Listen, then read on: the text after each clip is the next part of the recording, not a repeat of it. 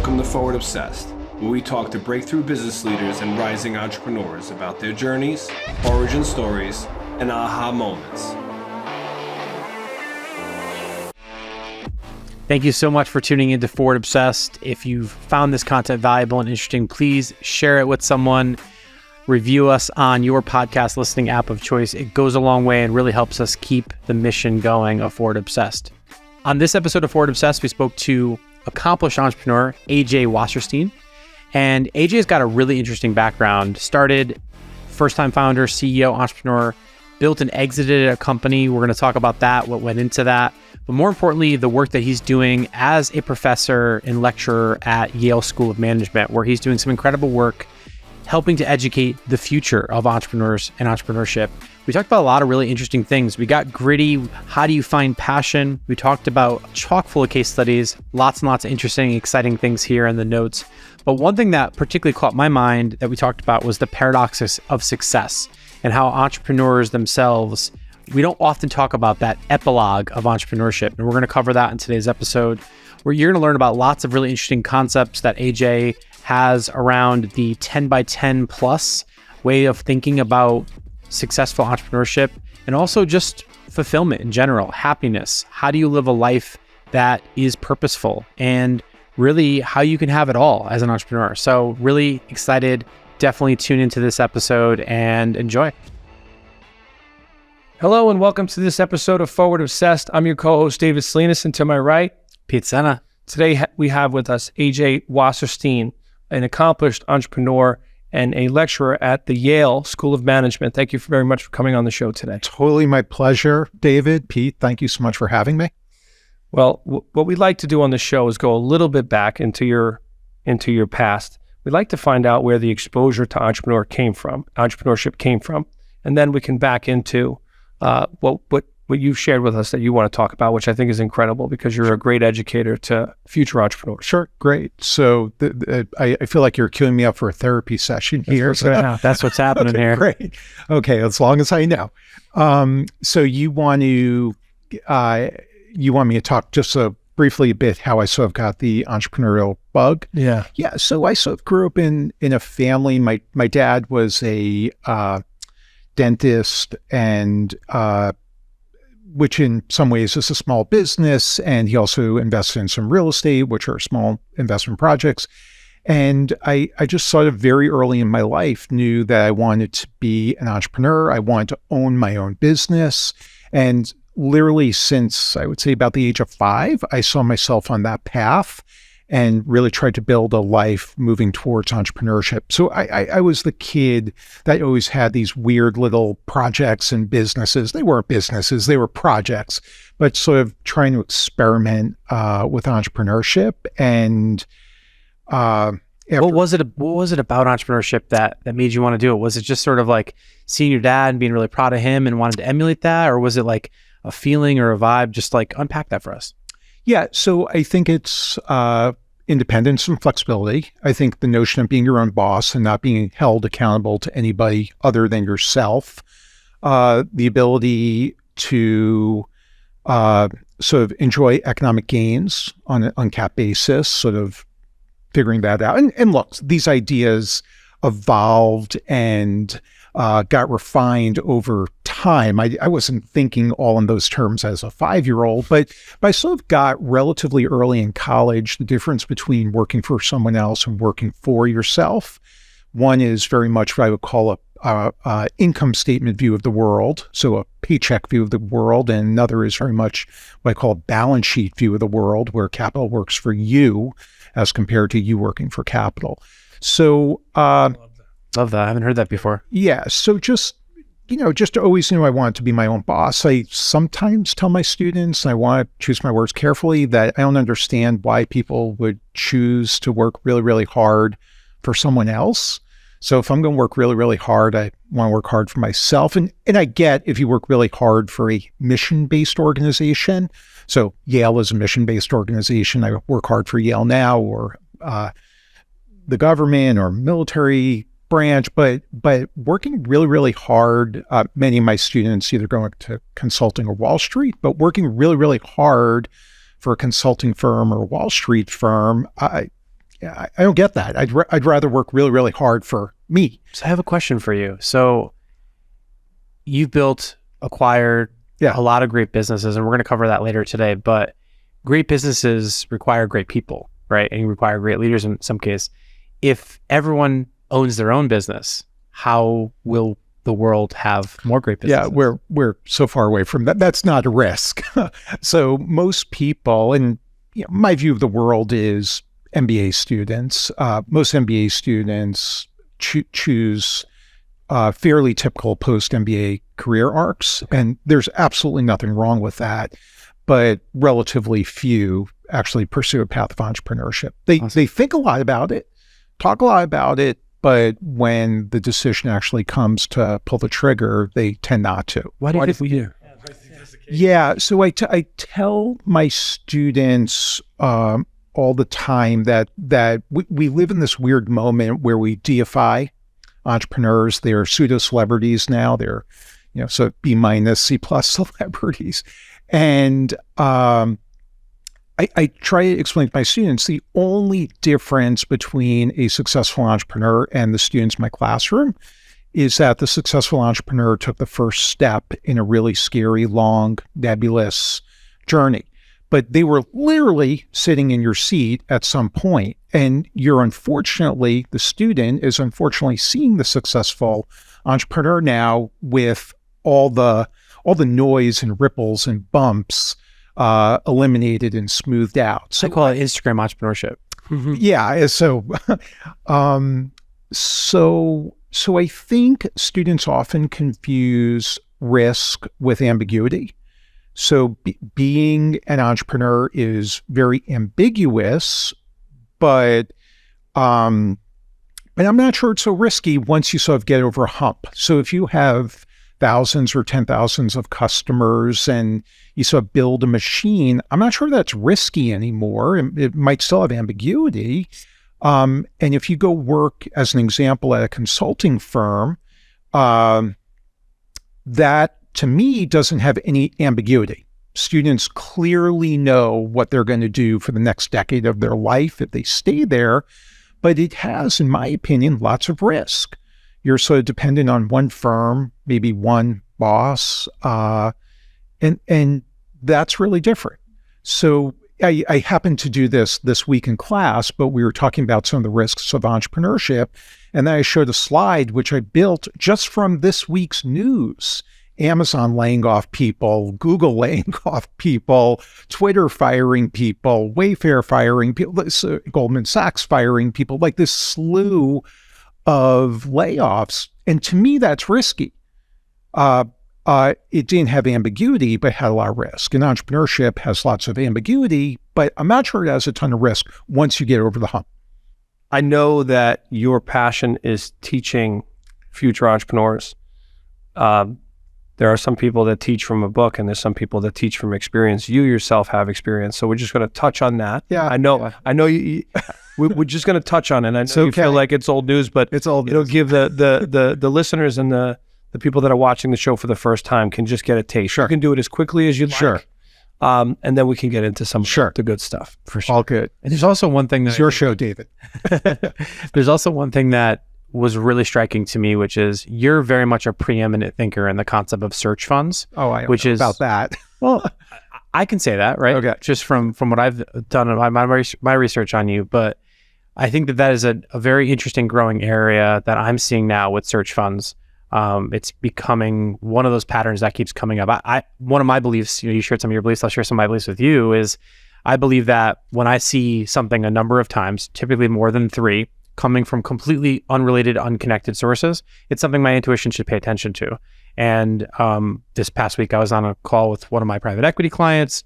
Last week, I was on a call with somebody else. This week, I was on a call with actually a Yale person that is now running a venture studio, and the search funds continues to come up over and over again. So once we talk about your background, very briefly, as David mentioned, I would love to talk a little bit about that, because I think that people can get a lot of education from this podcast, from the way that you think about search funds. Sure. It's all good. So let's go back. You've been at a couple companies. The largest, I believe, was ArchivesOne. Yep. So tell us a little bit about that. Yeah, so ArchivesOne was a business I started directly after finishing my MBA. And the business provided document storage services. So we stored physical, hard copy business records for banks, law firms, hospitals, large corporations. So we occupied huge warehouses and filled them up with paper. So that was my whole business. We could stop there. But what made you think? What made you decide to do that? Yeah. So one thing I got in business school was that economic models matter a lot. So there are industries with tailwinds and there are industries with headwinds. So industries with tailwinds mean there are lots of winners, and industries with headwinds mean there are lots of losers. So even a brilliant, hardworking person in an industry with lots of headwinds has a rough road. And even a not so smart person that doesn't work particularly hard in a industry with tailwinds might do perfectly fine. So I'm going to try not to wonk out on you, but I tripped. No, please do wonk on me. Know your audience. Okay. Wonk away. I tripped Willy Wonka, right? Okay. I tripped in business school. I tripped on Michael Porter's 5 forces, which, supplier power, vendor power, competitive rivalry, substitutes, threat of entrance. So there you go.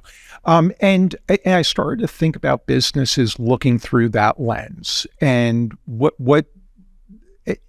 at that time, that was a way to think about compelling industries or not. And so the document storage industry has lots of great economic characteristics, and I hope we could get into this later, but I tend to think about businesses not by what they do, but by their economic characteristics. In other words, you're passionate about economic characteristics, not necessarily the business itself. Correct. And I'm not saying my way is right way, just right way for me. And a whole bunch of other people as well, I think, but there are lots of ways to approach entrepreneurship. So I tend to think about economic characteristics, and document storage records management is just a holy grail of compelling economic characteristics. So contractual recurring revenue, high customer switching costs, high operating leverage, low risk of what I would call geographic outsourcing, ability to raise price because customers are so sticky. Customers grew on an annual rate of mid to high single digit without incremental sales costs. And a massive CAGR based on the growth of the overall business. Correct. So you grew annually physical unit volume, high single digit points before adding new customers. Mm-hmm. Had the ability to raise price, highly fragmented market. We figured out this way to do programmatic acquisitions. So just a lot of great economic characteristics that made it virtually idiot-proof. So there were people in the records management industry that I want to choose my words carefully. They weren't necessarily the sharpest tools in the box? Yeah, okay. But they had great businesses because there were such tailwinds. And that lifts all boats with the rising tide. So it was a phenomenal business to cut my teeth on. And a ton of fun, loved it. And I try to explain to students that here was an industry that was an excellent way to stop a conversation at a cocktail party. Mm-hmm. So if someone asked me what I did for a living when I was the CEO, that was a really, really good way to end the conversation. But I loved it. And I just try to explain to students, you could have a ton of fun. You could be very, very excited and passionate, even about what appears on the surface to be a sort of sleepy little business. Yeah, well, one of the things that obviously Jeff Bezos is credited with a lot, the concept I believe originally came from Jim Collins is the concept of the flywheel. Yeah. And it sounds like you identified and worked a flywheel. And if I'm hearing you correctly, it wasn't the businesses and the subject matter per se that was exciting, but it was that momentum and energy of spinning the flywheel that you loved. Yeah. So look, I could not wait to start every day. I was totally jacked up and super excited and viewed it sort of as my laboratory and this perpetual experiment of pursuing operational excellence and customer service and trying to be the very best we could be in the industry. It was just a ton of fun. And then we figured out a couple levers to pull organic growth, price, programmatic acquisitions to really, really drive economic value. And that was awesome. So we did 38 acquisitions in that industry, wound up becoming the third biggest company in the U.S. at that time, and then wound up exiting the business. So tell me something there. I'm sorry to interrupt. I'm just fascinated by this stuff. And I know you're kind of over and past it, and I appreciate you indulging me. Yeah, gotta move on with life. No, for sure. But I think there's a lot to be learned there. And specifically, you finish your MBA. Yeah. And you found and start this business. And what I'm fascinated by is something that I hear a lot of CEOs and founders really struggle with is the concept of going beyond organic growth through mergers and acquisitions. If my math suits me correctly, and again, David, you're better at the short math than I am, it's like that's around like 7 acquisitions a year if I'm looking at it correctly. Yeah. So I ran the business for just under 20 years, but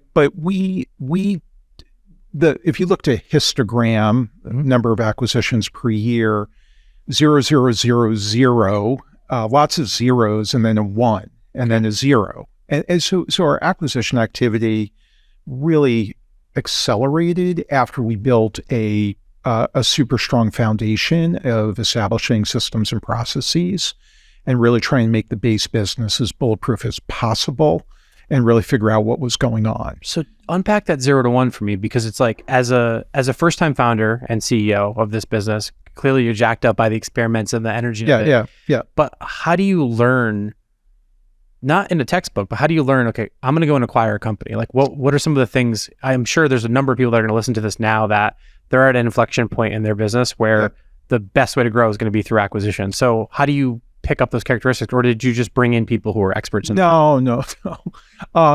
So yeah, look, we were building systems and processes for a whole bunch of years. We sort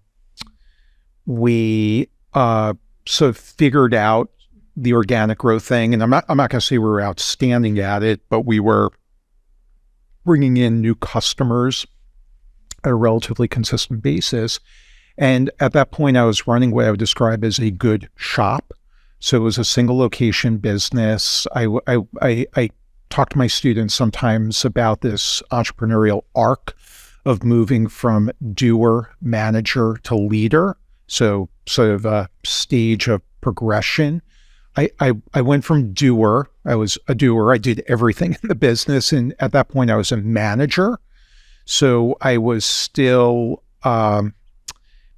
working in the business on a day-to-day basis, working with line team members on a day-to-day basis. Absolutely nothing wrong with that, but so wanted more intellectually and more challenge. And it felt like the next way to grow out of that was to potentially think about geographic expansion or sort of wholesale expansion through acquisitions.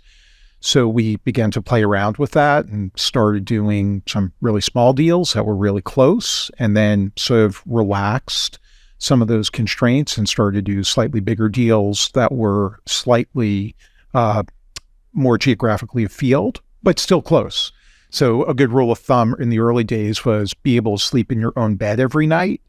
So, and obviously as the company got bigger, the rule became be able to fly there and back in a day, or be able to fly there and back with one night in a hotel. But it was sort of the next step in a series of baby step progressive growth and evolution of me personally and the business. So we've had I think the 25 or 26 entrepreneurs. We have not dove into acquisitions much to date. So I'd like to spend a little time there because I think it's a really interesting space for people to learn from. David, you promised we're not going to talk a lot about my past. So I'm going to get you off of that quickly. This is more about the education of acquisition. Because everyone that I know personally that has done a acquisition or two has described it as a painstaking, very painful process. And just in reading the show notes, I saw that you sort of reframed it. So we just want to spend some time on that reframe. Sure. What was there a question there? Yeah. So what was it about acquisitions how long did it take you to learn how to reframe it and what to focus on? I mean, I read in the show notes in one of the interviews that you described it as you wish that you could change the name from acquisition to integrations. Let's start right there. Yeah. So acquisitions to me are about integration. So acquisitions, I have no idea why they sound sexy and excite people. I think acquisitions are hard. So I'm not going to say they're easy. You could develop proficiency in it, but I'm not going to say it's ever easy. It's just one way to grow a business and try to create economic value and provide more opportunities for team members and better services for customers. So we sort of figured out that we could buy businesses at reasonable prices, and it was a quicker way to grow and scale the business, which had lots of advantages than growing exclusively organically. So we never gave up on growing organically. That was very, very important to us. But we could also concurrently grow through programmatic acquisition. So we really had three levers we pulled to grow organically. One was more unit volume from current customers, for which we really had to do nothing. More price from current customers. So implementing price is a very powerful lever to deploy. More unit volume from new customers, and then programmatic acquisitions. So adding large quantities of customers either in current markets or new markets. Mm-hmm. Just a query on that concept of programmatic acquisition. So I have an engineering background. So when I hear terms like programmatic, I immediately go to like computer science, coding, whatever. You very much want to move past the past topic. I know it's in the rear view, and we will do that very quickly. Can you explain the concept of programmatic acquisition in the era that was really before computing, before the cloud, some digital transformation? So when I say programmatic acquisitions, and I teach a course on this at Yale, so students are very curious about this.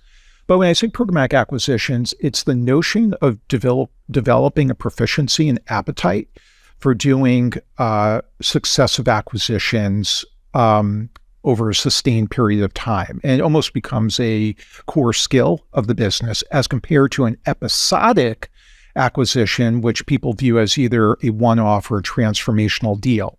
We did not do that. We were constantly buyers of companies.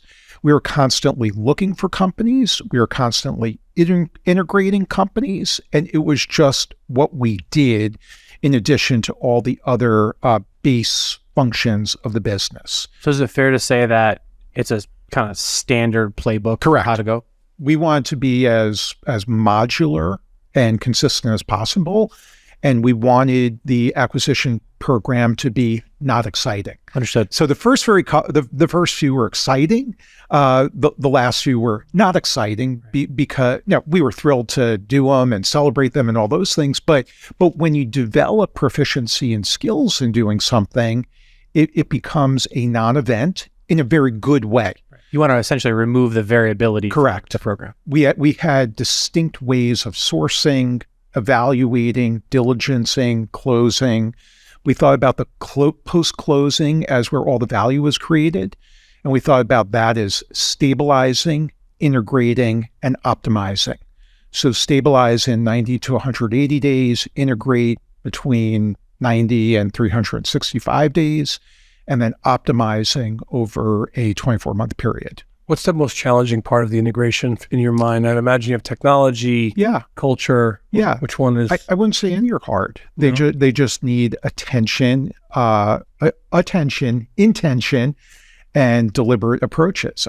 None of it was particularly hard. You just had to have a playbook on how to do it. I'm curious today. So obviously many of the entrepreneurs that you are interested in supporting and educating and kind of creating the next era of entrepreneurs is something I know you're deeply passionate about and committed to.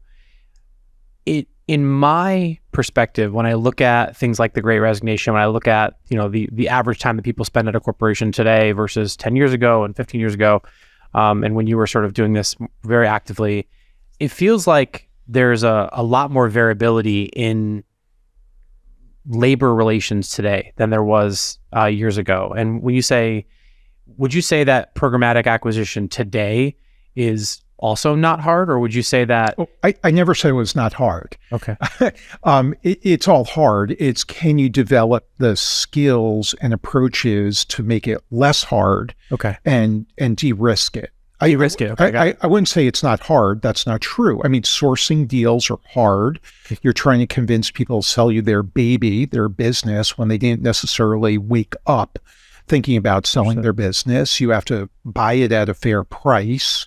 You have to get through a diligence process. You need to get through a closing process with a seller who might be a one-time seller. So this is a earth-shattering event for them. Right. Then you need to go into the post-closing events, which are stabilization, integration, optimization. You need to sort of get all the acquired team members on board, walk them off the ledge, get them to breathe and understand the world isn't going to end. So it's hard. There are a lot of steps to make it successful, but it's doable.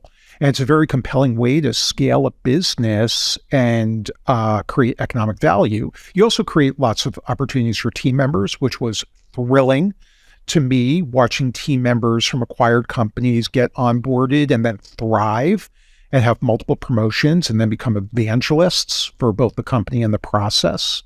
That was really cool. You create more services for customers, more geographic scope for customers. So yeah, I mean, hopefully it's a win-win-win, shareholders, team members, customers, but I wouldn't say it wasn't hard, Pete.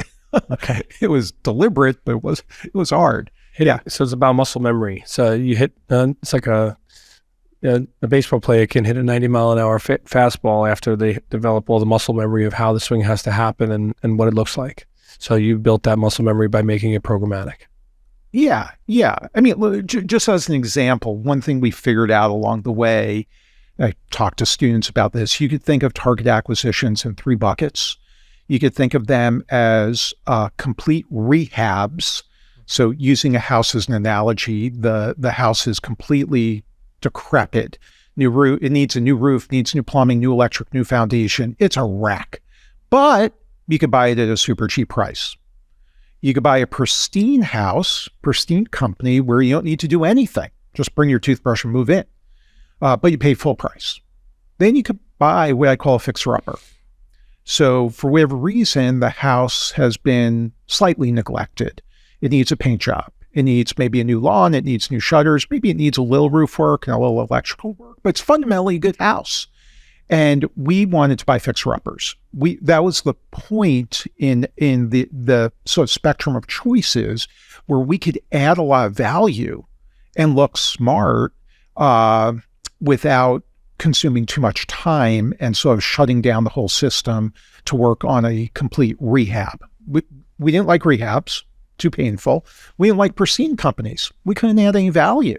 We liked fixer-uppers. What's the characteristics of a fixer-upper? And we'll fast forward to today. In today's world, if you were the CEO of an organization, or maybe you're coaching the CEO who was a student of yours, and they're now at the point where they need to do programmatic acquisitions, and they love your heuristics, they love your framework, and they want to look for fixer-uppers. What are the characteristics or the heuristics of a fixer-upper? Yeah, underinvestment in organic sales. So they haven't committed to or professionalized a organic sales program. Underinvestment in technology. So I'm not really part of companies that develop technology, but they're not good users of technology that can create operating leverage. Those are 2 of the usually biggest hallmarks, but the business isn't yet professionalized or institutionalized. So it's under-resourced. So there hasn't been CapEx going into the business, especially CapEx with compelling returns on invested capital. So not maintenance CapEx. Right. Maintenance CapEx isn't so exciting, although you have to do it sometimes. But growth CapEx isn't going into the business when it can tolerate growth CapEx. And people aren't being trained, developed. It's basically an under-resourced, under-professionalized business. Makes total sense. And what I'm hearing there is essentially the incentive structures for capitalization could very easily be exciting both to current ownership as well as the employees of the organization because of such. Yeah, well, current ownership. So usually the seller of a business, for whatever reason, and I certainly don't say this in a derogatory way, they either don't have the skills or experience to think about that professionalization, or we also have our plateau point. I could not run a Fortune 500 company. That's not who I am. So we all have a sort of comfort zone, or the owner of that business is earning the type of salary that's providing for the type of lifestyle they want, and they're not thinking about this as an enterprise, and they're not willing to take more risk or put capital into the business where the next owner might. Understood.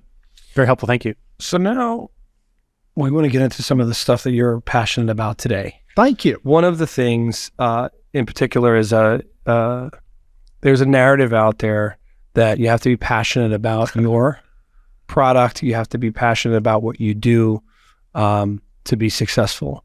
And you jokingly said that your previous company was a conversation killer at a dinner party because you say, "Hey, I stored documents." Yeah, sort of ends it right there. I couldn't even finish the sentence. Exactly. But yet you found it that you were passionate about the economic value and the economic possibilities of that business.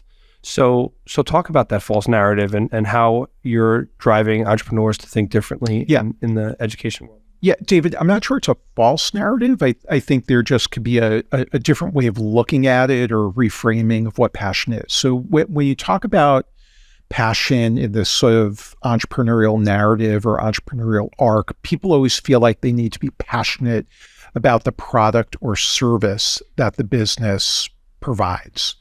And I'm not saying that's bad, but I think that sort of limits a lot of people in what they're potentially thinking about doing. So I try to encourage students, and I've written about this, to think about passion as potentially having three tracks. You could be passionate about the product or service, so that's a traditional way of viewing the world. You could be passionate about the process of architecting, building, leading, creating a company, developing people, pursuing operational excellence, pursuing customer service, and doing all these amazing things that a company allows you to do, being the best company you can be. Or you could be passionate about the purpose of what the business is about, so impact or mission. So I'm not saying anyone is better or worse. I'm just trying to get people to understand that they could expand how they view passion in the entrepreneurial journey. And you don't have to love what the business does on a day-to-day basis to thrive as a CEO and entrepreneur, or be super excited when you wake up every morning and sort of charge into the business. So, I mean, I talk about this sometimes with students, and this is by a bit hyperbolic, but every semester, some student comes to me and says, I want to open a vegan, organic cupcake bakery in Brooklyn. This is an amalgamation of the last stories I've heard, and I always sort of smile and smirk and say, well, you got every check mark, you're a cliche. So I'm passionate about vegan, I'm passionate about organic, I'm passionate about Brooklyn, I'm passionate about cupcake. Awesome. That's fantastic. And I'm not saying you shouldn't do that. If you want to go do that. And I'm thrilled to try to help you. But if that's not a tenable business, it's going to be hard to be passionate about it after the initial rush. The honeymoon period wore off. Yeah, after the honeymoon's over, it's hard to be passionate about business that doesn't make money on a consistent basis. So conversely, you could look at business economic characteristics, which we spoke about for a few minutes earlier, and being a business that has a higher probability outcome of success, and derive your passion from architecting the business, engaging in acquisitions, developing people, watching them thrive, providing great customer service. I found that incredibly exciting and energizing and thrilling. And I didn't have some weird obsession with document storage or records management. That wasn't my passion. But being an entrepreneur and building this business that had wonderful economic characteristics, well, that was really, really exciting for me. I'm not saying it could be for everybody, but for me, it was. I was talking to a Yale scientist recently about the evolution of the brain and how over different generations and our exposure to media and technology and how the brains are very different, right? You're a little bit older than me. A lot of the entrepreneurs that we Be both careful. coach and Be support- careful. Just a little bit. No. But a lot of the entrepreneurs that we coach are significantly younger than us in the room here.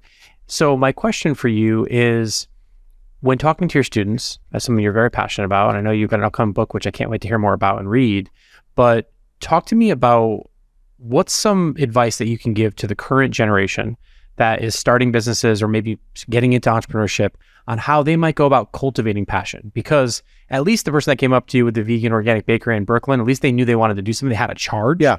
A lot of folks, I'm sure, come through your programs now and in the future, and they're like, they don't have that charge or that passion. How do you cultivate passion in today's economy? Yeah, so I'm going to answer that two ways. I think this concept of search funds is all about people that don't have an idea about what business to be in, but they are passionate about potentially leading, developing, and growing a business. So there's an answer for those people. And I think there are a whole bunch of potential entrepreneurs, current MBA students, that are really excited about being leaders of organizations. They just don't know where to start. They don't have the idea. They don't want to start a business from scratch. They want to enter through acquisition. That's all fine. We can talk about that if you want. But I when I was writing this thing about passion, I spoke to a lot of people about it, and I do agree you need to be passionate about something in your entrepreneurial journey. You can't be either dispassionate or unpassionate and not be excited to wake up. If you find passion in the product or service, that's fantastic. If you find it in the process, great. If you find it in the purpose, that's all good. But you need to have passion somewhere. What if I don't know what my passion is? Yeah, I'm not sure I have a great answer. Most of my students are pretty passionate about something. It might not be something that's economically tenable, but they have all sorts of great ideas and energy. Understood. So search for the energy. Look for the energy that lights up. Yeah, or making sure that they're channeling their passion into the right avenue that is tenable and is going to result in a great business and a fulfilling life, as compared to maybe that vegan organic cupcake business in Brooklyn, which is really a hobby and not an economic business that's tenable. I love that. That completely answers my question, and I know is going to inspire somebody else. I want to, if it's okay, Dave, I want to talk about search funds first for the audience, because it's not something that's widely known. What is a search fund, and why is it something that you have a particular interest in? Yeah, so search funds have been around since the mid-'80s, and Irv Grousbeck, who's a professor at Stanford University, is credited with developing the search fund concept. So verbal footnote. And a search fund, it sort of takes the traditional narrative of entrepreneurship and turns it on its head. So most entrepreneurship stems from, I have a problem or I see an opportunity, and I'm going to start a company that that develops a product or service, and then I want to go find product market fit. So and starting business, as you two both know, is extraordinarily difficult. I know that. And search funds sort of take all that and turn on its head. So rather than start a business from scratch, search funds are about buying an existing business that's profitable and a going concern. So you're sort of starting on first base rather than from scratch. You're sort of eliminating the first mile by buying a small business. It gives students an opportunity not to have a great idea, because you're looking for economic characteristics in a business that's already established. And it's a way for young, typically MBA students, but not exclusively, to buy a business and become a CEO very early in their career, and they don't have money. So to think about this, you're buying a business rather than starting. Students don't need an idea. They don't need experience. They don't need capital. And they get to run a business. So this is perfect. I tease my students. This is perfect. You don't have experience, you don't have money, and you don't have any ideas. You should be a CEO of a small business. So students engage in a search fund typically in a 4-step process. They raise a small amount of money, usually called $500,000, maybe a little more, maybe a little bit less, and either as a solo entrepreneur or a partnership of entrepreneurs. They use that $500,000 that was raised from a group of investors to try to go buy a business. So stage 1, raise search capital. Stage 2, go try to buy a business with very specific economic characteristics that allow the business to be run by someone who doesn't have previous operating experience. So young, first-time, inexperienced CEO. So search to buy a business. Third step is if you're fortunate enough to find a business that's actionable, you buy the business and operate it, typically for anywhere from 4 to 7 years. And then finally, you exit a business. So these CEOs don't have operating experience, don't have money, don't have an idea, and they have an opportunity to earn into approximately 25 to 30% of the equity without putting a dime into the project. So this is a phenomenal way for young, typically post-MBA students to be a CEO immediately after school. Who wants to wait? And I tease my students. We all want intellectual challenge, flexibility, freedom, path to financial independence. We want to run our own business. We want it to be a reflection of our own vision, values. We want to create a culture that's us. You want to be a CEO, and my students are all very reasonable. They want all that now. So this is a way to get that. And it doesn't mean it's perfect or foolproof, but this is a way, not the only way, but a way for post-MBA students to be an entrepreneur. And I started ArchivesOne from scratch. Starting a business from scratch is really, really, really hard. So if there's a way to bypass that first mile, I would strongly encourage students, aspiring entrepreneurs, to think about that. You sort of start on first base. There's cash flow, there's a portfolio of customers, there's infrastructure, there's systems, it's a going concern. And that's a way to build a business. So just to share some data, there have been 526 search funds established in Canada and the United States, according to a Stanford study on search funds. My friend Peter Kelly runs that. He's a great guy. Approximately $750 million goes into search fund investing every year. Historically, if you look at the Stanford data, the economic returns are really exciting. So 35% IRRs, 5 times multiple of invested capital. So that's good math. Of the 526 search funds that have been established, 270 have made acquisitions.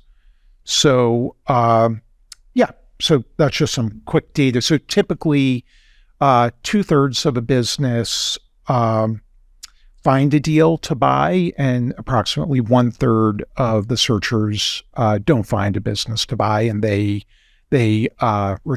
close down the search fund having not successfully bought a business. Why do you think that happens? Yeah, there are lots of reasons. Unluck, just kind of unlucky. They weren't great searchers. They bet too many chips and too many hours on the wrong target, which turned out to be a dead end. Yeah, why else? Self-awareness. You think there's a passion issue there too? Like they start down the path and it doesn't happen. There's some of that. Yeah. I met an entrepreneur student from SOM, and I'd be willing to bet he had your class because he came and talked to me quite a bit. And one of the things he talked about was finding, he referred to them as boring businesses and doing acquisitions. Yeah, that sounds like my drivel. I just have a feeling. I'm going to tell you his name after the show. I don't want to shout him out here. Sure. But he went through the process of trying to locate those businesses and raise some money and ultimately started something from scratch, and it didn't happen. Yeah. And I think part of it was that it was hard for him to get his head wrapped around the economics, and then hard for him to get passionate, I'm assuming. Yeah.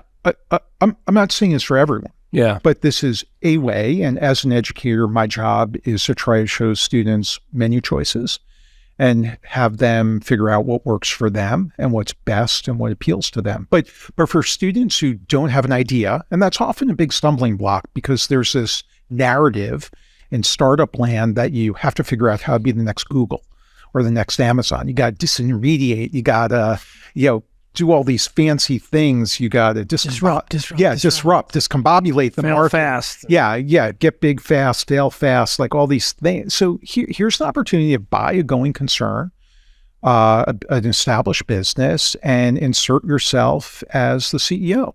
So Irv Grousbeck used this picture. So work with me of a track, a horse, and a jockey.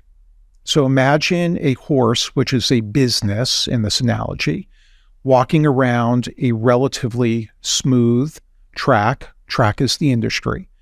And the jockey is the current owner of the business. And he or she isn't investing in the business that much. Maybe he or she is not always even on the horse. But this relatively healthy horse is walking around a relatively smooth track. Search Fund Entrepreneur asks the jockey to step off the horse, and the new, highly ambitious, super smart, incredibly talented, inexperienced CEO gets on the horse.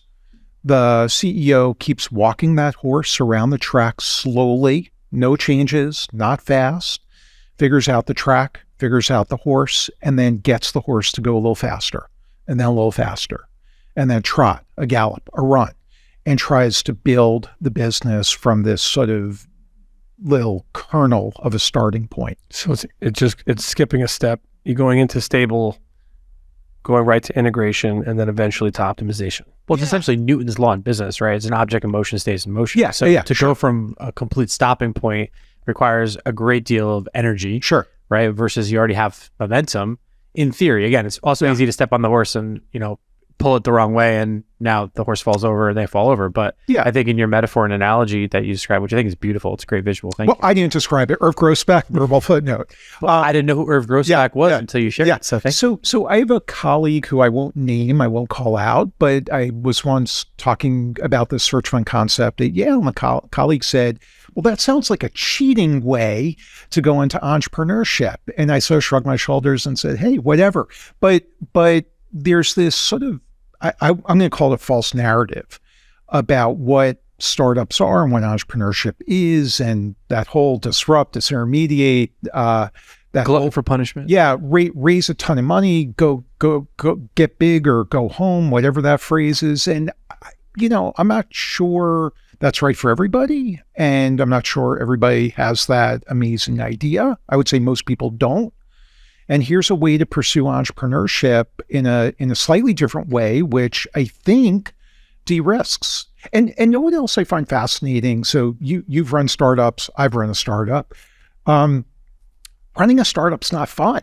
No one wants to run a startup. People want to get through the startup phase. Yeah. I think you said nobody wants it if everyone wants a toddler. That's right. I think I said that to Robert in the pre-show interview, but I have 3 kids, love them all dearly. I didn't want to freeze any of them at 3 months. If I could have frozen them at 3 years, I would have done 5 years, 8 years, 10 years. Like there are a lot of amazing ages, but 3 months, no one wants to be a parent for that infant. No one wants to be a CEO for that 1-year-old company. They really want to be a CEO of a 5-year-old company that has positive cash flow and systems and processes and growing and a team and a culture, and it's starting to hum. So with search fund entrepreneurship, you're ideally buying something with some of those elements. So it's not perfect, but some of those elements. Love that. You had said, or I read in the notes that you wished that at ArchivesOne you had moved faster, but you said it was something really interesting, not in the first inning, but more in the third, fourth, fifth. Yeah. I feel like for myself, I've always felt like I wanted to press the fast forward button. When we started our first company 17 years ago, we were like, oh, we got this. Let's hit fast forward. Let's grow quickly. Let's raise capital. Let's do all the things that you're describing. Yeah. As I've gotten more mature, I realized that that business is a lot more about slowing down in certain places and speeding up in others.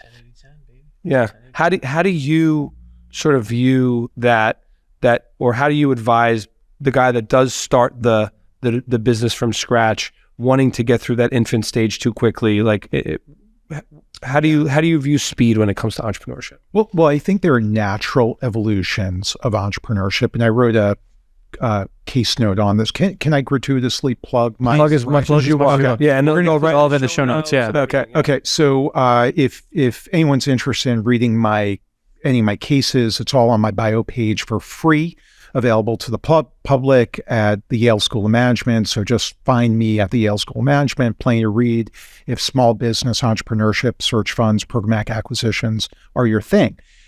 So I apologize in advance to my wife because there goes my weekend. Well, I always joke that if you read my stuff, I strongly encourage you to read it at night because you'll either learn something or you'll get a good night's sleep. So you might read my stuff, but you'll be asleep.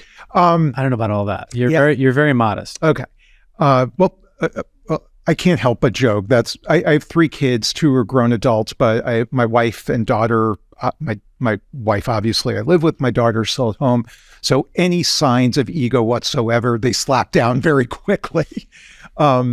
So there are these natural periods of evolution in an entrepreneurial journey, no different than human development. So I think you sort of go through sort of this infancy, toddler, teenager, young adult, mature adult. And what I've learned being an entrepreneur is you can't accelerate through those arcs unnaturally. So it's just artificial. More people, more money doesn't always help. There's this sort of gestation period you have to go through, and the skills and time that a CEO spends on certain functions in business evolve. So this sort of overlaps with that notion of doer, manager, leader. So when you start a business or in the earliest stages of a search fund, you're in the muck. Then you're managing people that live in the muck. And then you're trying to lead the managers that are managing the people in the muck. So you can't force that. I think you need to let that happen through just a natural order of time and gestation. And what I've learned building businesses, watching businesses, is going from being in any one stage is not hard. So being small is not hard, being medium is not hard, being big is not hard.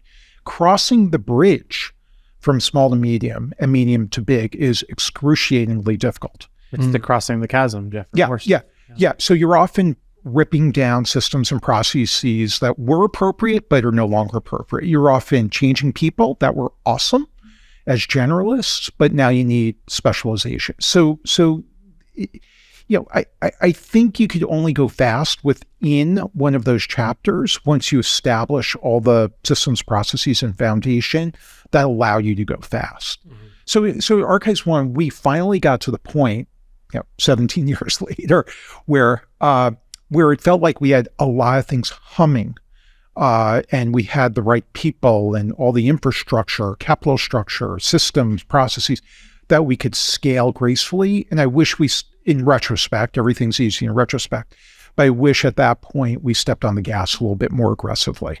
Yeah. But that's life. Yeah. Nice. So can I go back to search funds for just one more second? Please. Just to emphasize. So it's not my show. I'm just I hope I'm being a gracious guest. Oh, really great. I would just want to emphasize that what attracts aspiring entrepreneurs to certain businesses in the search fund world is economic characteristics. So they tend to be indifferent about what the business does, and they're looking for very specific economic characteristics that increase the probability of success. So they're looking for contractual recurring revenue, ideally, or some type of repeat revenue, which is a great backdrop for a young first-time inexperienced entrepreneur. Waking up on January 1st and having visibility on future revenue streams is incredibly appealing. So some type of sticky revenue. very high customer switching costs, low CapEx, ideally, low maintenance CapEx, hopefully low growth CapEx, hopefully high EBITDA margins. Lots of margins give you a cushion. Low customer concentration, so you don't want to be beholden to any one customer. Maybe the ability to raise price, maybe the ability to do acquisitions. Something I discovered too late in my career is working capital dynamics, but companies with negative working capital dynamics, pop quiz, do you know what negative working capital is? I don't. Okay. Negative working capital means customers pay you before you do anything. And you have the ability to pay vendors or suppliers for a long period of time. That creates what Warren Buffett calls float. But businesses with a negative working capital dynamic are phenomenal. So they look for economic characteristics in a business and sort of put blinders on what the business actually does. So can I just share with you a couple of examples? Please. So I have a former student that purchased a specialty accounts receivable collection business. So they specialized in HOA. I think that stands for Homeowners Association. So like a condo association who had delinquent payers. They did the AR management for that. I'm writing a case study right now on an amazing guy who's doing a programmatic acquisition strategy in ice manufacturing in Mexico. Wow. So when you go to think 7-Eleven or the supermarket, that ice is not manufactured there. The ice comes from somewhere. So fascinating. I have a very so we do a lot of work in the cold chain. So I know a very weird amount about that kind of stuff. Okay. So you know Ready Ice or okay. Yeah. Thermo Kings and all that. Yeah. Stuff. So he's trying to sort of take the Ready Ice playbook and run it in Latin America. Oh, wow. So Search Fund Entrepreneur, lots of tech software. So these are niche ERP, so enterprise software solutions. So this is not Google, but it's a business. Search Fund Entrepreneurs like to buy businesses that provide the software solution for another business. So, for example, I'm an investor in a business that just bought a company that does talent management and talent evaluation software solution in financial services firms. Specialty SaaS, in my opinion, is Specialty SaaS. Yeah, 100% is going to be a great model. huge arc. Yeah. Margins are crazy high. Yeah, it's all good. It's the economic characteristics. Yeah, it's all good. Like if you can figure out how to get in, it's awesome. There's actually a website that has the guy created a business model out of that. Andrew something, I forgot his name. Huh? No. That's right. I've heard of. No, it's not That's Tiny. No, it's But Tiny's basically they take a search fund mentality to what you do with all these people are putting up their businesses for sale. Oh, even the listing sites. Yeah, There's a lot of them out there. yeah. But Like specifically Shopify though. And Jonathan put me on to it. So another popular sort of stream in the search fund land is what I'll call tech in a truck businesses. Yep. So I'm an investor in a business that does overhead crane repair services. So asset light business, go maintain, inspect the crane services. I taught a case yesterday, which I wrote, former Yale student. He bought a specialty call service center in the Dominican Republic. He's absolutely crushing it. Amazing guy. So yeah, those are just a very quick example of these quirky, boring businesses that can appeal to search fund entrepreneurs. And I have a friend, two faculty members who are friends at Harvard that use this phrase, they're riches in niches. I wrote an article called The Riches in Niches. Yeah, so it's all these quirky little businesses you've never heard of that have amazing economic models. Yeah. Yeah, there's something to be said about sort of finding businesses that are almost in a category of one, because then they have no competitors, in theory, right? Yeah. So there's an interesting thing about that. And what's funny about the specialty SaaS market, I think, and we've done a lot of work in software as a service, is that there's the kitchen. Most SaaS companies build for the kitchen sink, right? They want those disruptive Google-like businesses that, yeah, exactly. But when you design for everyone, you design for no one. Right. So then what ends up happening is you essentially have the easiest switching cost on the planet, because I can just, unplug Monday.com and pop in Asana or wherever it is. Yeah. I'm just using generic examples, but No, that's interesting. So talk to us about, you've got this interesting book idea. Well, don't make it a book yet.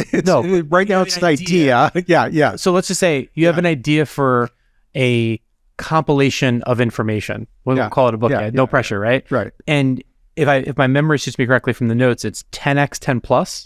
So I'm calling these entrepreneurs 10 by 10 plus entrepreneurs. And these are a set of criteria I'm looking for in specific entrepreneurs. So this sort of idea started, as all these things do, with conversations with friends over beer and wine at conferences and stuff like that.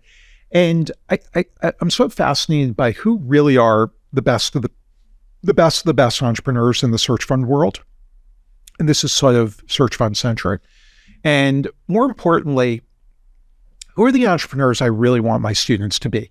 Who am I trying to motivate them and inspire them to be? And after lots of thinking, talking, reflection, I sort of developed this notion of I want them to be 10 by 10 plus entrepreneurs. So let me drill into what that means. So the first 10 is you've run a business for 10 years or more. So I don't want to celebrate or focus on entrepreneurs that are sort of hit and run, flash in the pan, one hit wonder. I ran a business for 3 years, sold it, great exit, and that's part of the whole tech startup myth, right? I had this idea in my garage and I built it, and then someone paid me a lot of money for it very quickly. Like that's akin to a lottery ticket. It happens. I'm not sure I could teach you how to do that. And I'm not even sure I want to celebrate that, because I really want to celebrate entrepreneurs that are committed to the craft and the trade. I want to celebrate entrepreneurs that really view their calling in life as building an organization and serving the organization, serving customers, serving team members, serving the industry, serving their community. But they really see themselves as leaders and entrepreneurs and CEOs. They're not doing it sort of hit and run. How do I get in? How do I get out? They're committed to doing it. So first bar is they've done it for a decade or more. And that's a very, very small percentage of search fund entrepreneurs. So the median holding period, according to the Stanford study for search fund entrepreneurs, is 5.7 years. So that's sort of a quicker turn. Is this a publicly available study? Publicly available. If you Google the Stanford, if you sort of Google Stanford Search Fund Study, Peter Kelly will probably pop up. Folks, we'll put that in the show notes for those that are interested in looking at that. So I want you to run a business for 10 years. I want you to be committed. I want you to be a craftsperson. Mm-hmm. Okay.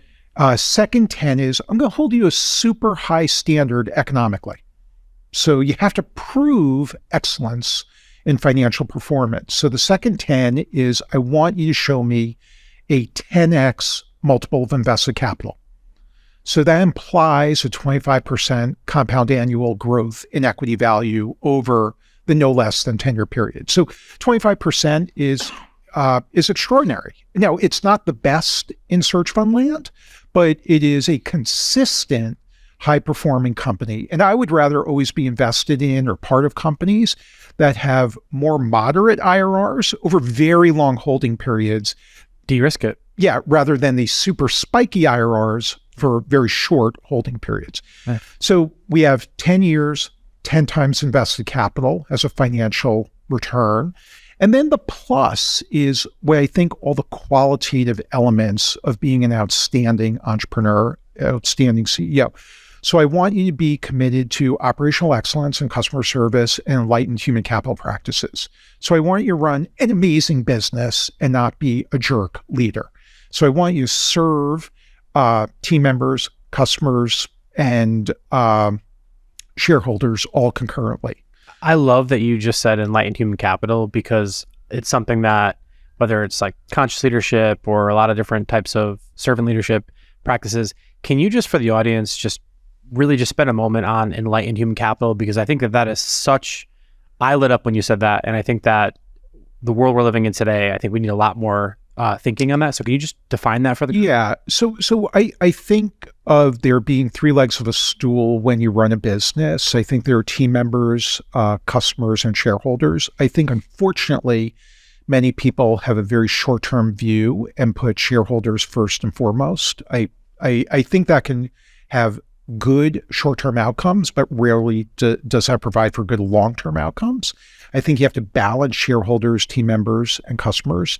So look, I ran two blue-collar businesses, and I really think of team members as the backbone and foundation of the business. I have tremendous respect for the people that work in organizations in the line customer-facing roles. I think they need to be celebrated.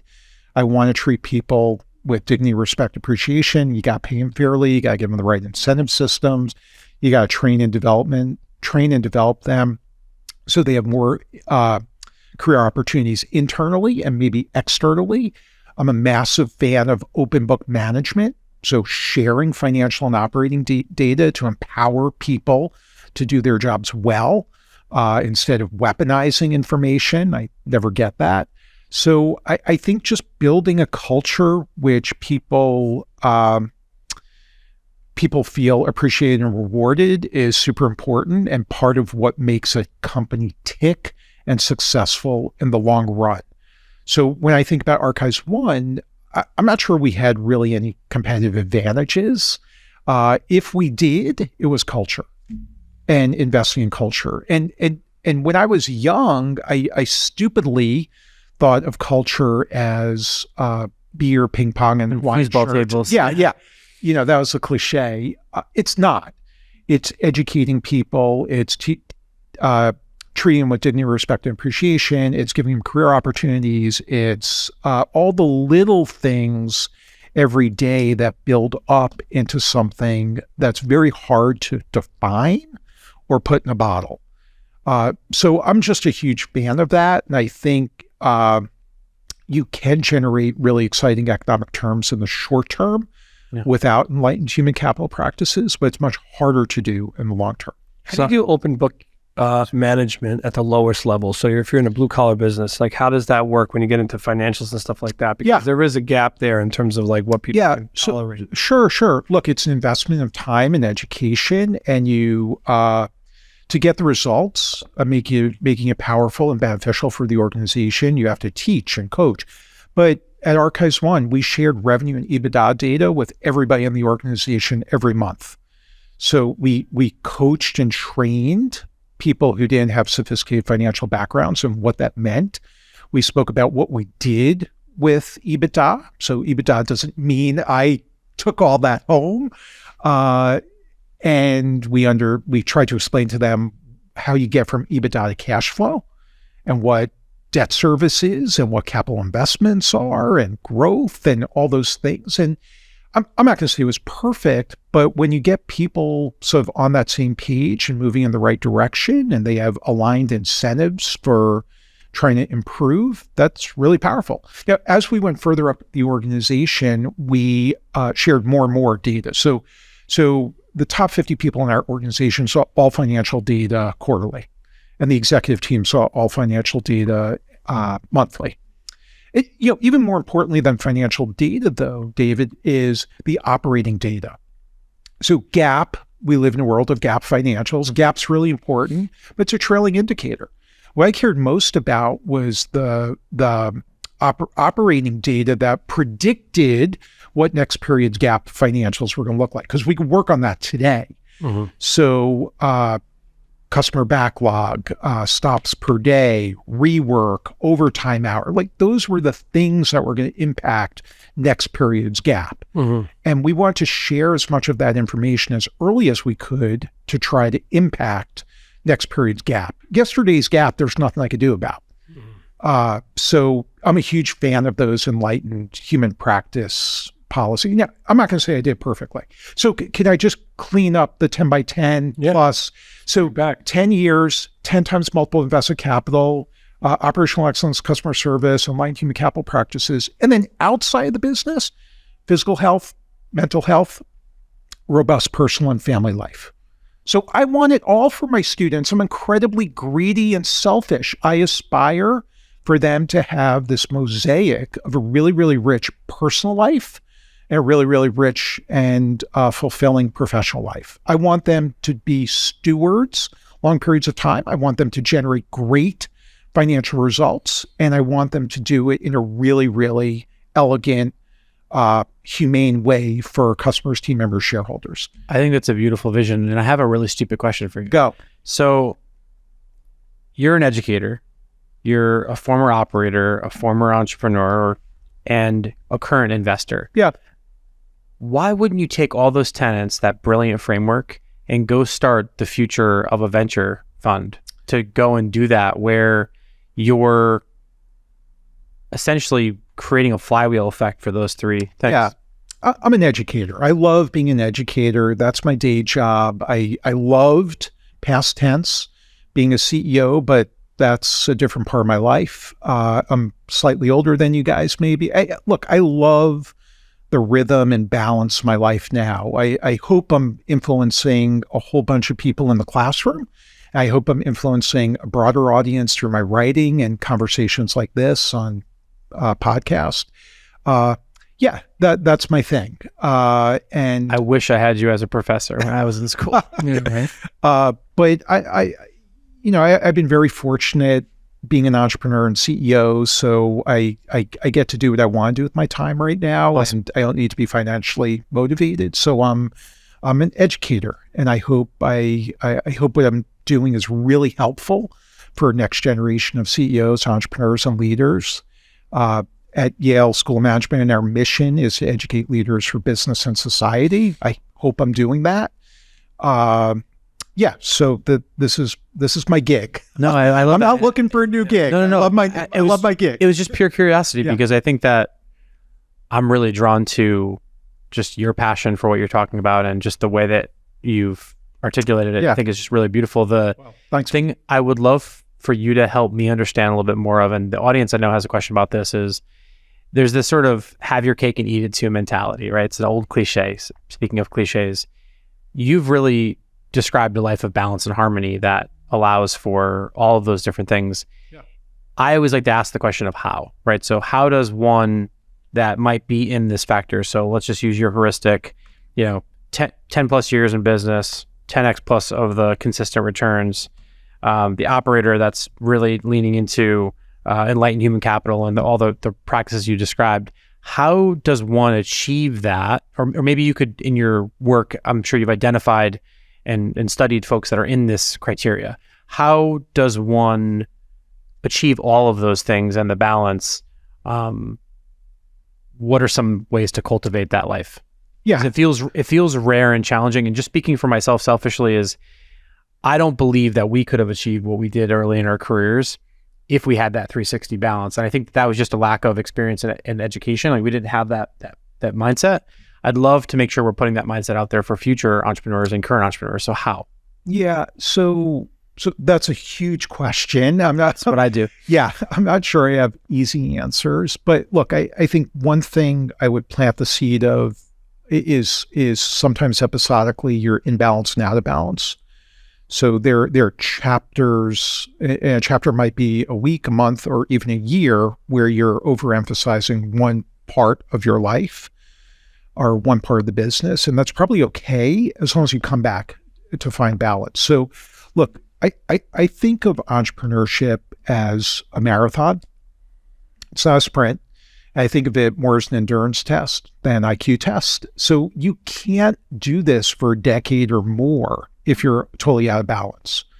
Or if you are, you're going to be multiple times divorced. You're going to be estranged from friends, kids. And who wants that? I don't want that for my students. I don't care if you're the fastest growing, biggest, richest, most profitable, and your business is a mess, your personal life is a mess. I don't want that for my students. I want them to be the best of the best.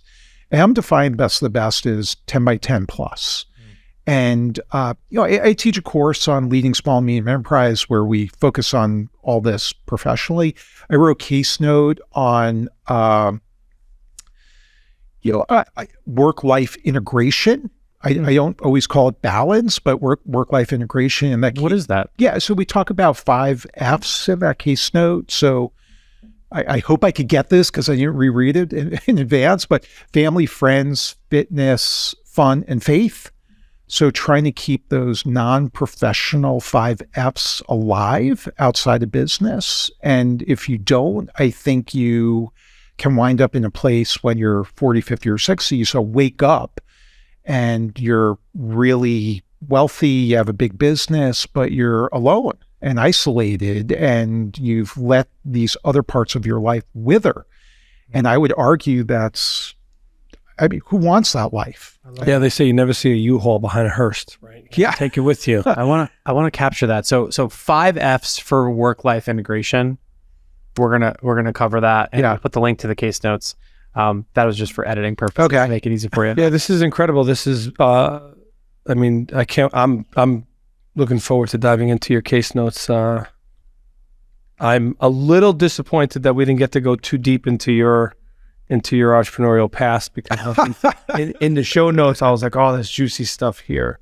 But we'll let you off on that one. Maybe we'll bring you back. Yeah, I'm happy to talk. I'm just at a stage in my life where I don't want it to be about me. Well, the windshield is the size that it is, and the rearview is the size it is for a reason, right? Yeah. So you're more so looking forward for the future. So I appreciate that. It's interesting because I'll be very frank. We're now 20-something episodes into this particular podcast, Forward Obsessed, and one of the things that has been really exciting for me to see is a lot of entrepreneurs who came in and didn't want to talk about the past, but ended up doing it. David and I think we poked and prodded at some of the right buttons. And what was great, what was really gratifying for me, you don't see this for folks that are watching this, but you see this after the cameras turn off, which I wish we had more of, is the moment where people were like, wow, like just reflecting and embracing that journey, like the highs, the lows. But AJ brought so much value that you're the first person that was allowed to take us off course, but you did it in such a way and so elegantly, and with so you just give so much information and education. I want to write a case. I want to write a case on this. To our audience. So one topic we didn't get to, and I'm not saying we should, but it's a fascinating topic, is I wrote something called "What's Next: The Entrepreneur's Epilogue and the Paradox of Success." Oh, let's go there. So I don't know if you want. Let's do it. Oh no, I got time if you got time. Let's make it happen. So the entrepreneur's epilogue. Yeah. So I'm so fascinated about this topic of what happens to entrepreneurs after their successful journeys, because in this sort of entrepreneurial narrative, the end of the movie is always the exit. This is the part I wanted to bring up. This is what I was talking about. Exiting gracefully, not going into the depression, not feeling bad.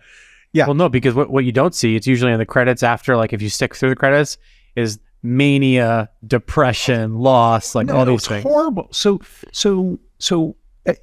this is partially autobiographical. I sold my first company, wonderful outcome. Everyone was thrilled, lots of congratulations, celebration. And I sort of let go. There's this massive emotional release after building a business for close to 20 years, and going through an exit process is a very intense physical, intellectual, and emotional experience. The wire hits. And I so distinctly remember the day the wire hit, hanging out with the executive team in their office. Someone kindly brought a bottle of champagne, so we had some champagne at 6:00 at night, which in some ways seemed so anticlimactic. I called my wife and said, "Hey, I'm coming home. The wire hit. We're done." And she said, "Oh, that's great. So Jake's at soccer, Mike's at religious school. Who do you want to pick up?" I ordered pizza. I was just like, life goes on. Like, that's it. So I picked up Jake and we had pizza that night. And it turns out having pizza to celebrate a big exit with your family is really, really good and special. But then after the exit, I weirdly found myself slipping into a very dark place. So I had more money than I ever thought I would have in my life, and I wasn't happy. I was alone. I was isolated. I was really confused about what to do with my life. No one cared whether I got out of bed or not. My kids went to school. My wife was working as an investment banker. She went to work. And life went on. And I sold ArchivesOne when I was 40 years old, so I had no one to play with. So there's this asynchronous event going on in my life. I'm out of cohort. And yeah, it was just really, really weird. And so there's this implied notion when you exit business, everyone wants to applaud, celebrate, you got a whole bunch of money. There's this implied end happily ever after. And so I started years later, I started talking to people about this because I wanted to know what the epilogue was. Was I unique and alone? And was I some weird person that didn't feel good after this, what looked like an amazing event? And it turns out it's really, really common. So randomly last night, I got an email from someone who I don't know saying, thank you so much for writing this case note on the entrepreneur's epilogue and the paradox of success. I am that person and I want to talk to you. I sold my business to a big private equity firm and now I'm lonely and depressed. I need to talk to you. So this is sort of a dirty secret in entrepreneurship. And I'm not saying it's universal. Of course, some people respond positively, but many entrepreneurs I talk to after their big exit are in a very dark, lonely, and weird place. And it happens because you lose structure, meaning, and identity. So when you're a sitting CEO, your day, week, month, year, quarter has a rhythm. There's the executive offsite, the industry conference, the board meeting, the bank meeting, the weekly executive team meet. Like there's this rhythm, and you sort of have structure. You have meaning. You wake up every day, and we got to grow. We're going to build a great business. I'm going to do one more acquisition. The debt refi. There's all this. No more dopamine. There's no more dopamine, and then you lose identity. I used to literally hate it after I sold my business when people very politely would say at a barbecue, cocktail party, dinner, what do you do? That's a totally normal question in our society. And I could not answer that question. You know what really fucking pisses me off when I go back to people is just fired up is it bothers the shit out of me. I'm sorry, I have to say it. When somebody says to you, must be nice. Yeah. It's like well it's hitting the wire, the brain hits, Yeah, but Pete, it's no one's sympathetic. You have no one to talk to. It's a very, very lonely experience. And being a wealthy person and being alone in your house and not knowing what to do is hard. So it's a really tricky moment in the entrepreneurial journey that I think receives no attention and no sort of support. So I developed this notion of pause, reflect, operationalize, and think. So the very, very best thing you should do post-exit is nothing. And that's so hard to do for a type A person who's been charging and doing and moving and going forward. But the very best thing you should do after you exit business is nothing. Just let go. Don't do anything with the money. Don't buy a new house. Don't do anything. Just sort of breathe, release. In some ways, you have to mourn the loss of the business. More than likely, the business was a huge part of your life, and you need to let it go. It's this incredibly cathartic experience. So too often I see people jump into a new business venture, go on a board, big investment, buy the dream house, buy an airplane, whatever. Do nothing. Like de-emotionalize a little bit. Like let it all go. Slow down. Yes, slow down. Pause, reflect, operationalize, think. Yeah. So reflect is sort of begin to assess. What are your values? What's important to you in life? So if you have this incredible gift of a blank piece of paper with no economic constraints, how do you want to build your life? It's incredibly intimidating. Mm-hmm. It's so interesting because I always found leadership to be lonely because you can have mentors and colleagues at your level, but no one truly understands how heavy things can be for you. And then you're describing this loneliness after you exit from leadership? Yeah. So leadership can be lonely, but as a CEO, I always felt that there were people in my bubble. So there are always investors, lawyers, bankers, executives, team members, industry colleagues. Like my calendar was relatively full. Mm-hmm. And But they're on your payroll. I didn't say they were genuine friends, but they're people in your life. Got it. Right. But I would say, like, so when you're saying, because when I hear words like lawyers, Yeah. bankers, right?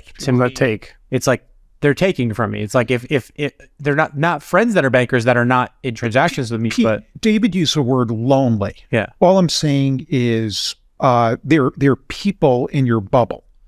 Right. Whether they're on your payroll or not, they're people. But after you exit a business, most of those people go away. That's what I'm saying, though. So For sure. because I would argue that the presence of others still makes it feel lonely, right? So I don't know. I'll share something with you because you've been sharing a lot of intimate things with us, and I'm really grateful for it. Which is like, I've had this moment with different businesses that we've been involved in or whatnot, where you think these people really care about you, and you really care about these people, and you put so much into their, their lives and their happiness. I remember a journey early on where we were like bringing, food and provisions to someone's home when they were needed different things, like really personal moments. And then when that the tie of the financial thing ends, it's like, holy shit. I thought we had a deep relationship. No, this isn't a deep relationship. This was an economic relationship. Yeah, or transactional. I get that. I get that. But that's what I meant by it. But there's still people, even if it's transactional. Like you're still going to the industry conference, and there are things, right? People in your orbit versus the emptiness. Versus the empty. Right. Okay. So very helpful. Thank you for that. Reflect, try and define your values. And so what does this blank piece of paper look like? What you want your life to be? And then beginning to operationalize, figuring out what potential new arcs are in your life, whether you want to do it again, whether you want to be an investor. Those by far are the two most popular post-exit. Sort of they're in effect retreads. Mm-hmm. And I'm not saying they're bad, but people go back to what they're comfortable with. I was good at it. I want to do it again. Sure. But I encourage people to think about new arcs, like how you build a life of service, teach, how you do something impactful for society. But I mean, if money is not a constraint, why do you want to go back and make more money? So I try to encourage people to open up the aperture. What are other things you could do? I'm not sure being a dilettante is compelling. Living a complete life of leisure. I think the real riddle is figuring out how to be halfway. Nobody wants to work 100 hours a week. Nobody wants to work 0 hours a week. It's finding out how you could have something meaningful, fulfilling, socially engaging, intellectually challenging, stimulating, 20 to 30 hours a week with a lot of flexibility. So how do you find the meaningful median? Yeah, meaningful median. That's a great phrase. So good. I like that. But I've seen a few people do that. Yeah. Josh, Miles. Well, academia is a wonderful way to do it. You know Josh, right? Josh Cabal. Who's that? Josh Cabal. He just Josh. Yeah, he Josh. went to Yale to teach. Yeah, Josh is great. Did some service for the governor. Yeah, he's back at Yale. Yeah. Miles Lassiter. Yeah, and did a little teaching too. Yeah, I've met Miles. I know Josh. Yeah. So and then the last phase, pause, reflect, operationalize. Last phase is once you begin to track on something that's your new life, just recalibrate and make sure you're happy and where you want to be. I mean, if your life could be anything you want it to be, it should be what you want it to be, and resist the temptation to getting sucked into something that really isn't intentional. I had a really interesting dinner with an entrepreneur that sold a pretty big exit event, went through I think what you're describing as the entrepreneur's epilogue, and I think he came out on the other side of the paradox, which I thought was interesting. And he actually introduced something to me. I'm not going to name him just without his permission, of course. But one thing he said to me is, he said, a lot of people talk about success, and success, subjective term. What is success? He said, a lot of people talk about happiness, also subjective term. He said, if you can identify what happiness is to you, what success is to you, and you can find a thoughtful intersection of that, that's the magic thing. And I remember that dinner, it was probably 7-8 years ago. But I reflect on those two things every single day. So what are your thoughts on that? Happiness and successes. Would you say that that's a pretty good heuristic? So I think, unfortunately, most people define success economically. and professionally, that's the way our society moves, especially people who hang around institutions like Yale. And we often celebrate economic and financial success. Those are the names that are on the buildings and the classrooms. That's just the way it goes. But so I actually do this lecture. My last lecture in the course I'm teaching right now, I teach 5 courses at Yale. The course I'm teaching right now is all about happiness. I apologize. The final session in this course is all about happiness. And I encourage my students to really think about how they're building a life of fulfillment and happiness. And some guests in that one to come in and audience. Yeah, please.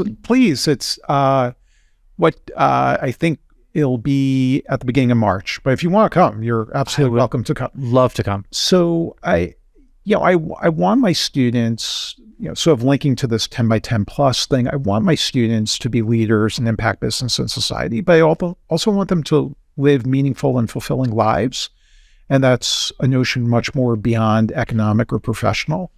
And, so in that last lecture, I sort of talk about this notion of 6 p.m., like where you want to be at 6 p.m. Do you want to be working? Do you want to be on your way home? You want to be cooking a healthy meal? You want to be coaching your kid's soccer team? It's all your choice. But where you want to be at 6 p.m.? You want to be settling in for your second shift at work? Is that what you want to do? And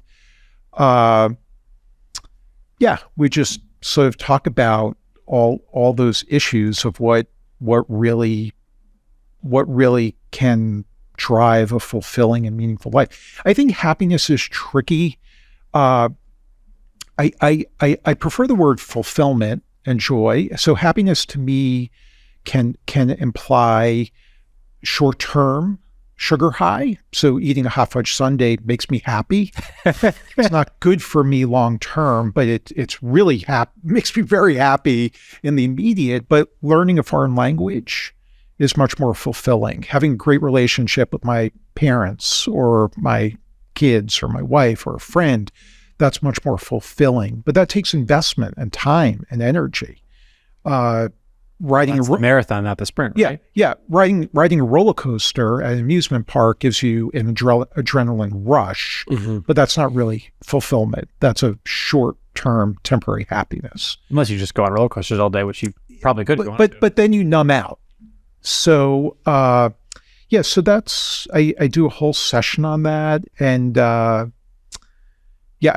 wrote a book for my kids. When my oldest son graduated high school, I wrote a book called What Matters Most, A Young Adult's Roadmap to Life, which was a recap of a lot of conversations I had with my kids and also a whole bunch of conversations I wish I had with my kids. And it's sort of about how, my vision of how to build a meaningful and fulfilling life as a young adult. So this last lecture I share with my students is based on some of the concepts I explore in that book. Awesome. And is that book like get on Amazon kind of thing? Yeah. I'm not plugging the book. This book was a gift for my 3 kids. If only 3 people in the world read that book, I was satisfied. I am not trying to sell books. So I am not plugging that book. It was intended for 3 humans and they all read it, or at least told me they read it. So. I have this belief though, and I'm stealing this from Rick Rubin, who's a really kind of legendary music producer. I've been reading his first and only book, which is like super inspiring. And he talks about sort of everything that we do, like our acts of craft, right? Like we put out these acts of craft, like whether or not you just created it for your 3 children, but you were gracious enough to open it up to the world. It's like, I think that you've been very, you've been very chill with not promoting yourself on this thing. I think that when you create something that is of value to someone, telling people about it's a really important thing. Maybe it's just the marketer in me, but like, I'm going to go and read that book. Like I literally you won't get notified because it's Amazon, right? And unfortunately that they're not going to tell you. Do me a favor. I have plenty of copies in my office at school and at home. Okay. So come visit for lunch and I'll give you a copy. You'll be doing me a favor. So you'll be doing me a favor with the lunch. So yeah, we'll make the lunch happen. Yeah. That sounds great. Awesome. We can call that a wrap. Yeah. This was a great time. Thank you. And then, just in closing, I always like to say, I know you don't want to plug, but it sounds like the best way for folks to see the way you think, besides taking your classes, of course, would be to go on the Yale School of Management website. Is that correct? Yeah. So if entrepreneurs, aspiring entrepreneurs want to connect with me, feel free to email me. My email address is on my bio page at the Yale School of Management. Lots of readings there, so reflect my view of business, the world, maybe life, and available to the public. And love talking to entrepreneurs, so feel free to reach out if I can be useful. Thank you so much for coming on the show. This is great. Thank you for listening to Forward Obsessed. Please share this episode, subscribe, and leave a review on your podcast app. This episode was hosted by Pete Senna and David Salinas from the Digital Surgeons Podcast Studio in New Haven, Connecticut. Special thanks to our AV crew, Steve Walter and Meg Olson. Forward Obsessed is produced by Robert Roach. If you'd like to contact our team, visit us at forwardobsessed.com.